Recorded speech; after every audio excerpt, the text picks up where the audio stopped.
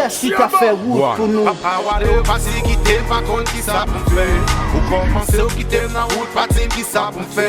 Sou l pou kom kite l pa kon ki sa pou fè. C'est ça que m'ka di, bye bye. C'est ça que m'ka di, bye bye. C'est ça que m'ka di, bye bye.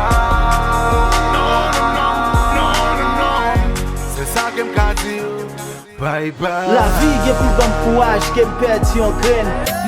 Maxi tu m'en wawa, Mika Ben.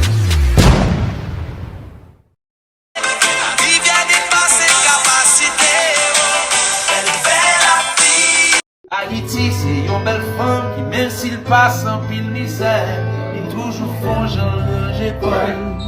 Toute petite, il toujours fier.